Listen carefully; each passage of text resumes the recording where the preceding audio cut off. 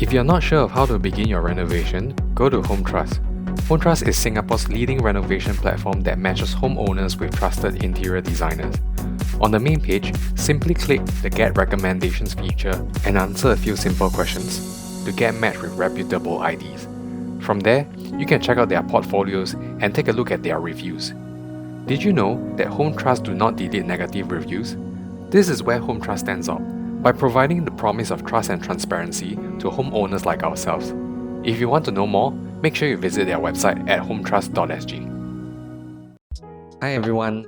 In our previous video, we spoke about a very important concept in home lighting, which is creating contrast. We also spoke about having a 3-step framework using ambient, task, and accent lighting so that you can apply it for your own house.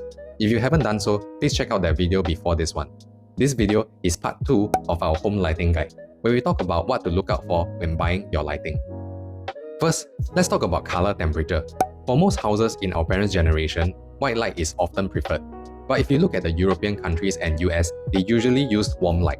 There's also a common misconception that white light is brighter than warm light, which is not true at all. If brightness is what you need, go for higher wattages and not higher temperatures. Lower temperatures create a more relaxing environment, while higher temperatures are meant to create an intense, high-focus environment. For our houses, stay within 3000 to 4000 Kelvin. I find that 3000K is a very ideal temperature to create a relaxing environment. In fact, if you go visit your IKEA showrooms, most of the lights they use are 2800 Kelvin. If you really must use white light, do not exceed 4000 Kelvin. You may get insomnia. Did you know that it is scientifically proven that the blue light emitted from high temperature lightings can impact sleep quality? For lights at 5000K, 6000K, they are already considered blue light. The only places you should see 5000 to 6000 Kelvin is in offices where companies want to make you focus on your work, and also in warehouses where full attention is required to prevent work accidents. In our house, we use 3500 Kelvin, which is not too yellow or not too white. The only problem is that 3500K is not commonly sold, especially in Singapore. We mostly see 3000 or 4000K. Only specialized lighting shops in Singapore sell 3500K. Otherwise, if you have to choose between two, I would definitely choose 3000 Kelvin. If you take a walk in your nearby shopping mall, have you ever wondered how come most of the restaurants are using warm light instead of white light? Now, take a look at these two photos. It is the exact same dish. Which one looks more appetizing? Warm colors create more comfort. It makes the food look fresher and vibrant. There is some psychology to it, and that is why you don't see white lights being used in restaurants. Now, over the internet, there are some suggestions to use different color temperatures for different parts of the house. For example, use white light in the kitchen and study so that you can focus on your work, and use yellow light in the living room and bedroom to relax. My personal opinion is to just keep it simple. Use the exact same temperature for the entire house. Otherwise, the house will turn out to be very ugly. I happen to have adjustable lights, so let me show you. When you have two colors in the same room, the lighting here looks very uncoordinated, isn't it? Even if you have different colors in different rooms, it will also look very strange as well. For those of you who are into gaming, you may come across multi-color lights called RGB. Some of you may even have cove lights and ceiling fans with rainbow colors. My preference is to avoid this kind of lighting because in our natural environment, colored lights do not exist. Our human eyes are unable to adapt to this kind of artificial environments for a prolonged period of time. As a result, it will create a bit of anxiety in our brains to constantly need to determine what colors are real and what are fake. It becomes very difficult to slow down our brains into a relaxed state. Sometimes, when you look at YouTubers, they have multi-color lights in the background. Those are just for video effects. And a big reason is also just to chase after the trends and look cool. Therefore, those are not so suitable to be used as permanent home lighting. If you have many different colors in the same room, it will create a dirty look, causing visual clutter. If you really must have that RGB, also try not to go overboard. You can have just one small one behind your TV as backlight when watching movie, or you can have one inside your PC desktop. Good enough already. Otherwise, the house may look more like a disco than a place to stay. There's also another kind of lighting to avoid, which is LED strips directly on the wall, especially on the ceiling. If you go overboard with it, right, it will look like you have many lines cutting your house into smaller blocks, causing unnecessary distraction. End up, waste money, not practical, and also not very nice. The whole point of lighting is to be as discreet as possible while creating visual contrast, drawing attention to where it needs to be, and taking attention away from areas that are not so important. More on that later. The next important key to look out for when buying your lighting is CRI score, Color Rendering Index. CRI represents the quality of light from 0 to 100, 100 being a perfect score. The CRI score of the sun is 100. That means that whatever object the sun is shining on, the colors that we see is 100% accurate, vibrant, and natural. When you have a low CRI score, colors will appear distorted or washed out. With that in mind, lights with a higher CRI score translate to better quality and therefore also more expensive. In art museums, most of the lighting used are usually rated at 98 or 99. That is because they really need the most accurate color reproduction in order for those expensive art pieces to look as beautiful as possible. Now, let's apply that for our houses. Take a look at these two photos. These are the exact same dishes. The only difference here is the quality of lighting used. Which one looks more appetizing? Therefore, my recommendation is to use a high quality light on your dining table. This kind of quality is not something that our giant ceiling floodlight can achieve. After all, you spend so much effort cooking in the kitchen already, why not try to make your food look as good as possible as well? Additionally, it doesn't just apply to objects only. Humans will also look better under good quality lighting. When you have good quality lighting in your house, your entire family will turn into fashion models. For the ladies, when you are doing your makeup, try to ensure there is sufficient lighting and also high quality lighting. If you have multiple lights of higher scores like 98 or 99, even if you put your husband in front of the mirror, he will also turn into Tom Cruise. If you want to look terrible, also very difficult. As a general rule of thumb, a score of 90 is considered good enough. A score of 80 is considered low. For homeowners, I recommend going for 95. For our house, almost all our lights are rated at 98. Prices are higher, but I think it is worth it. Now, let's talk about where to position your lights. Take a look at these two photos. Apart from color temperature, what is the difference? In the first photo, the main source of light is on the ceiling, whereas in the other photo, light is coming from the lower areas of the house. Think about this. All our human activities happens on the ground, whereas our traditional ceiling lights are on the ceiling. And what you end up is a very bright ceiling and a not so bright floor. To put it simply, that's just a waste of money. Additionally, there's no contrast. Lighting should be shining at where the activities are at, and in our homes, they should be at the lower half of the house.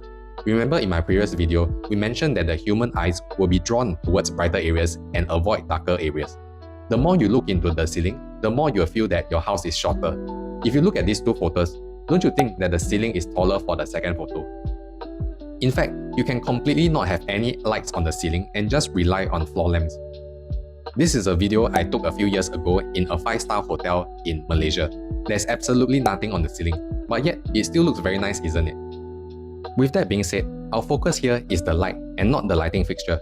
There's a difference, so try not to get confused. This here is the light. Light is shining on the table. This is the lighting fixture. We should be paying attention to position your lighting fixtures to shine light onto the lower half of the house where human activity is. With these lighting concepts in mind, let's take a look at the common lighting fixtures available out there in the market. The first type is your table and floor lamps. You'll see a lot of these in hotels as they create a very cozy ambience. Since they are usually placed on the lower half of the house, the light emitted will also be shining where human activity is. Price-wise, they can be very affordable. The downsides here is that they take up floor space, get in the way of the mop and robo vacuums, and also consume a socket. They also cannot be controlled using wall switches. We use this in our bedrooms. Next, chandeliers. These are very common in the past to make houses look atas and expensive. Chandeliers are primarily used as ambient lighting to create even lighting for the entire living room. However, lately, we don't see much of these anymore. Personally, I also find that chandeliers are not in fashion anymore. And there's one very big problem with chandeliers, which is maintenance. Look at the amount of nooks and crannies there that dust can go in. On the other hand, pendant lamps are slightly better to maintain. Just bear in mind that whenever you are going for chandeliers or pendant lamps, try to select a nicer looking one. When you have a floating object in the air, it is going to attract a lot of attention. It can be either a statement piece or just end up spoiling the entire look of the house. Next is our parents' generation favorite type of lighting fixture. If you have watched our previous videos and part 1 of our lighting guide, you would know all the reasons as to why I do not recommend this kind of lighting fixture. The only plus point here is the price. This is by far the cheapest way to light up a house. The only place I would recommend this kind of light is in the storeroom. For those of you who are considering a ceiling fan with a light, unfortunately, that is something I don't recommend as well because it is pretty much the same ceiling floodlight attached onto a ceiling fan, so it will also come with all the same problems as well. That being said, we have just one in the house, in our study room, right above Lady Boss. Back then, I tried really hard to convince her not to have one, but she insisted. So never mind lah, we cannot be winning all the time, right? The one that I bought was also not a super bright one, so that the other lights can still have enough buffer to create contrast. Every time she is not in the room, at least I can still press and turn it off, so all is good. For those of you who also insist on having a ceiling fan with lights, here's a tip. When you look at the lighting inside, make sure that it is flush inside the fan and not protruding out. Otherwise, it will cast flickering shadows on your ceiling, which can be very distracting. Can you see that there is just a bit of protrusion over here? Let me turn on the lights to show you. Do you see those flickering shadows? This is not bad already. If you buy those that is flush inside the fan, you will not see any shadows at all. Next, let's talk about track lights. Track lights are the most versatile kind of lighting fixture. When you have a track like this, you can shift your lights to anywhere on the tracks. You can also buy any kind of lighting module to attach to your track. So you have a lot of control over both brightness and positioning. Did you know that you can even hang pendant lamps on a track light? Whenever any light fails, changing of a lighting module is also super simple. Just plug it out and stick a new one in. No wiring work involved at all. And you know what is the best part?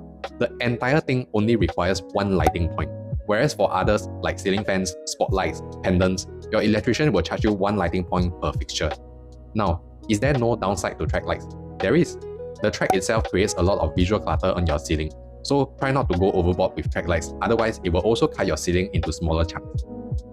Next one is LED strips. I love LED strips. In fact, I have LED strips in every single room, even in the service yard and toilets. Check out this bathroom. Every single light source is an LED strip. One tip I have here is to just put LED strips under any suspended structures you can find in the house. This is a good strategy for excellent lighting. Unfortunately, there's a lot of knowledge required when it comes to LED strips, and I won't be able to cover them in this video. I will leave a few terms on the screen for you to go and Google. If you intend to use LED strips, just be mindful of where to position and hide your LED driver. As you can see, this is a LED driver, and it is not a very nice looking object, especially when you have all the wires protruding out. But honestly speaking, just leave all this technical planning and expertise to your IT or electrician. A lot of times when they charge a markup on the prices, it is really for the years of experience they have and not just on the product itself. Lastly, this is my favorite lighting fixture, the spotlight. Because of how the spotlight works, it can light up areas where it is pointed to without lighting up other areas.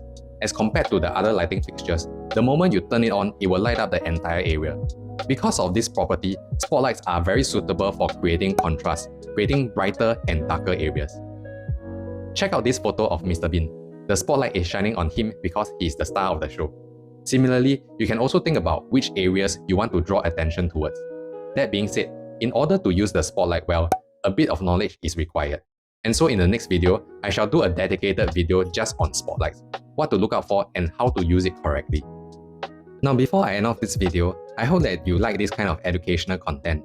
Sometimes, I find that homeowners only prefer to see the end results and also how much money to spend.